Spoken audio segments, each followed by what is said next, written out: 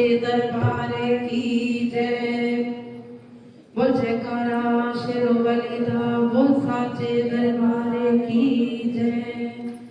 ओ आ जाओ माँ दिल घबराए, आ जाओ माँ दिल घबराए, आ जाओ माँ दिल घबराए, आ जाओ माँ दिल घबराए। ओ देर ना हो जाए कहीं, देर ना हो जाए, देर ना हो जाए कहीं,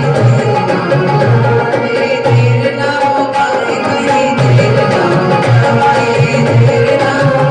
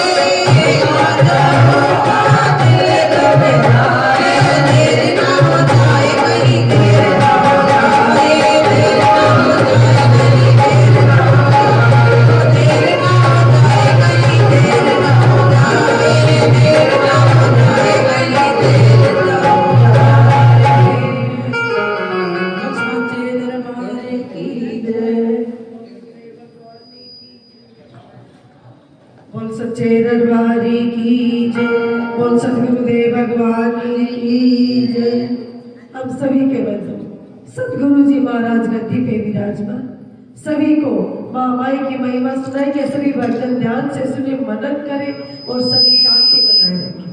सत्संग हॉल के अंदर मोबाइल फोन का प्रयोग कोई भी भजन ना करे। बोल सदगुरुदेव भगवान की जय। बोल सच्चे दरबार की जय।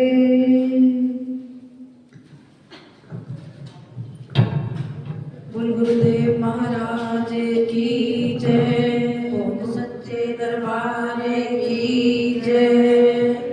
बोल जय माता की जय माता की, जय माता की जय माता की, बोलो गुरुदेव महाराज की जय। सागर से भी अधिक गहराई है जिसकी, हिमालय से भी अधिक ऊंचाई है जिसकी, आसमान से भी अधिक असीमता है जिसकी, और धरती से भी अधिक सहनशीलता है जिसकी, ऐसे मेरे गुरुदेव को शत शत प्रणाम। जय माता की, जय माता की। Let us make our every year joyous and wonderful by heading towards the knowledge of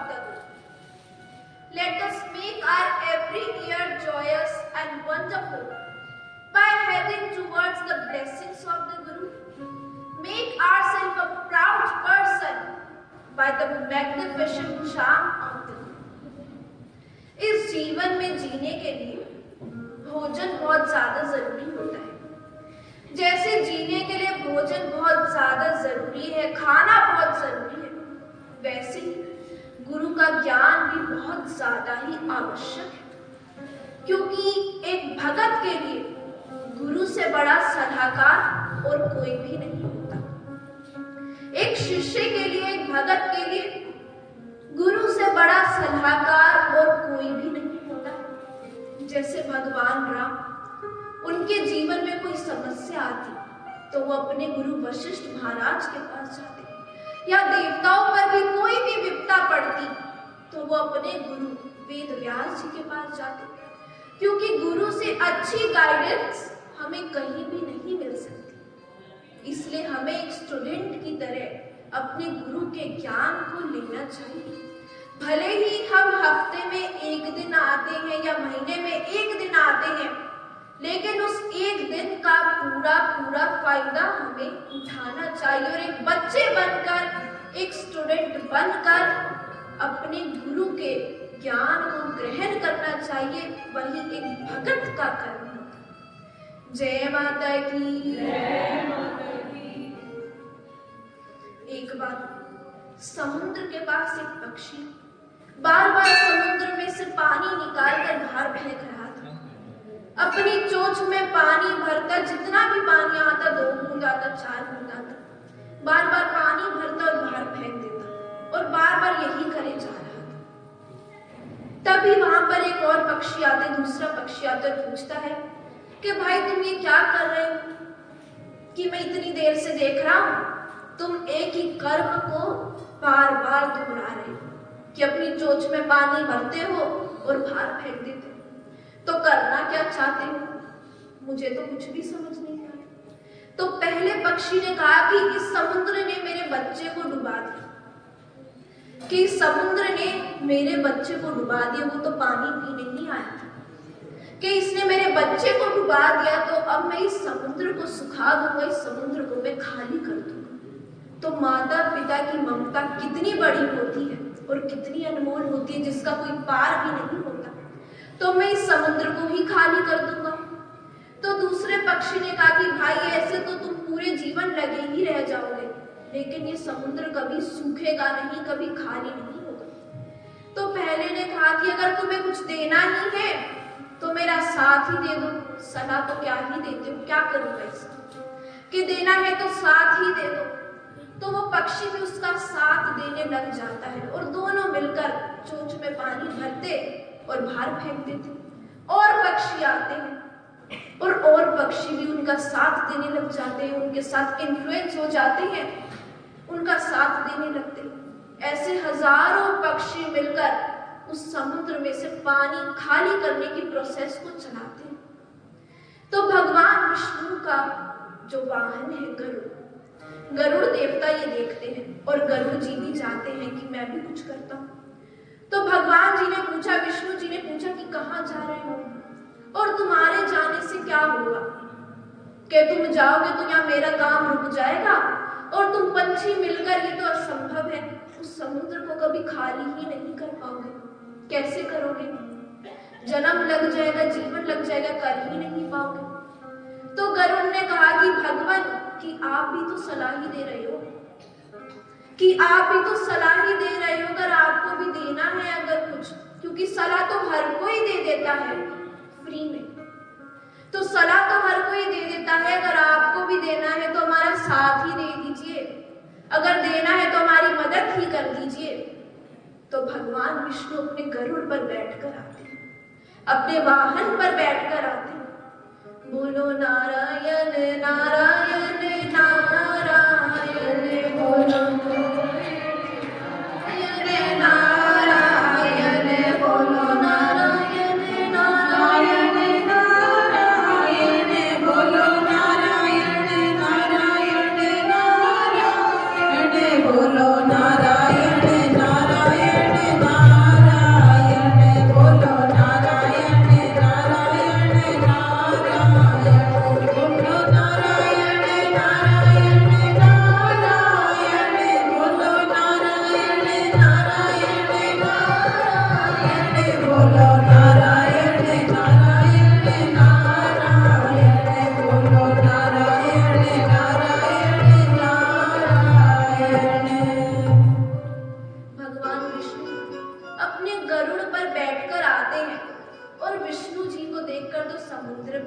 जाता है और सूख जाता है, क्योंकि वो तो सब विष्णु की ही माया है जो इस संसार को चलाते हैं। एक ऑपरेटर की तरह वो अपना कर्म निभाते हैं और कभी पीछे नहीं हटते अपने कर्म से।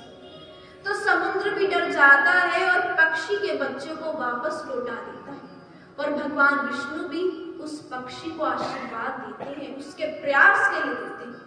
तो अगर हम अच्छे से प्रयास करें तो हम क्या नहीं पा सकते? अगर अच्छी नीयत से हम कर्म करें तो हमें क्या नहीं मिल सकता? लेकिन हम तो हमेशा यही कहते रहते हैं कि भगवान कभी मुझे कुछ देते नहीं है, ना ही मेरा साथ देते हैं। जो मैं सोचता हूँ वो काम भी पूरा नहीं होता, या मेरा काम तो कभी होता ही नहीं है। अगर हम ऐसे ही सोचते रहेंगे तो क्या भगवान हमारे काम को पूरा करेंगे?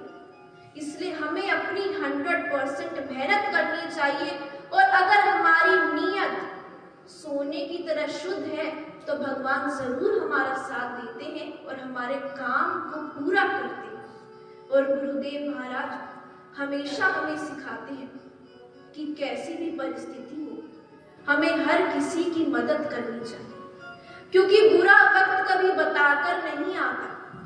बुरा वक्त कभी बताकर नहीं आता, वो तो किसी के भी जीवन में आ सकता है। हम किसी के भाग्य को नहीं बदल सकते, लेकिन इतने तो हम काबिल हैं कि हम किसी को अच्छा रास्ता दिखा दें, किसी को अच्छा मार्ग हम दिखा दें। इतने तो हम सब काबिल हैं। तो किसी को अच्छा मार्ग दिखाना और किसी के बुरे वक्त में उनका साथी बनने की कोशिश कीजिए। भगवान कृष्ण की तरह एक साथी बनने का प्रयास कीजिए, स्वार्थी मत बनिए। जय माता की। जय माता की।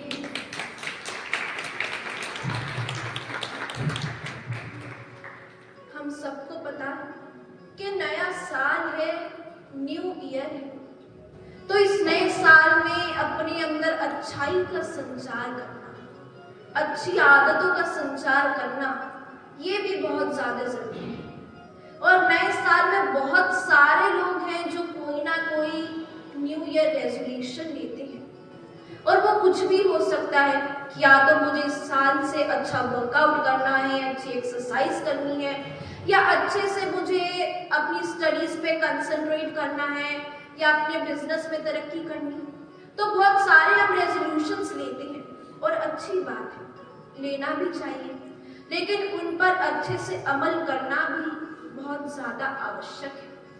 और इस नए साल में नेगेटिव लोगों से, बुरे लोगों से दूर रहना बहुत जरूरी है, क्योंकि बुरे लोग ना तो खुद सुधरते हैं और ना ही दूसरों को सुधरने देते हैं, क्योंकि उनकी मंशा ही ऐसी हो जाती है, क्योंकि बुराई का कभी अंत नहीं होता।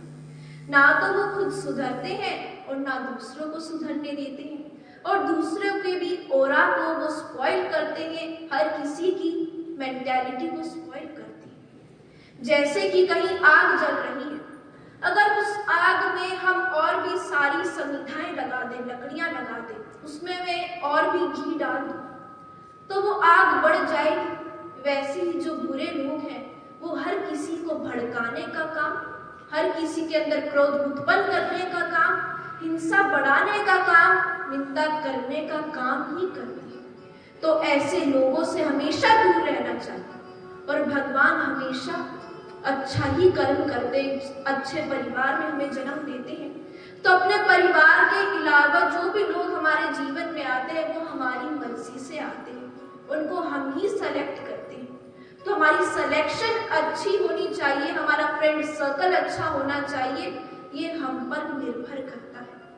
और इस जीवन में नेगेटिव लोगों से दूर रहना, इस साल में ऐसे लोगों से दूर रहना बहुत ज्यादा इम्पोर्टेंट है। हमारा फर्स्ट रेजोल्यूशन यही अपने गुरु के चरणों में होना चाहिए कि हम हर किसी टॉक्सिसिटी से, टॉक्सिक पीपल से दूर रहें, हर डार्कनेस से दूर रहें, और हम अपने गुरु की स्पिरिचुअलिटी की ओर बढ़े, अपने गुरु की शरण की ओर बढ़े, और इस नए साल में हम और भी अच्छे से तरक्की और विकास करके हम आगे बढ़े। जय माता की। इसलिए भगत कहता है कि नए साल में नाम इतना जपो कि गुरु धड़कन में उतर आए, नाम इतना जपो कि गुरु धड़कन में उतर आए, सांस भी लो तो खुशबू गुरु दरबार की आए, गुरु का नशा ऐसा छा जाए कि बात कोई भी हो, लेकिन जुबान पर नाम सिर्फ गुरु महाराज का। जय माता की।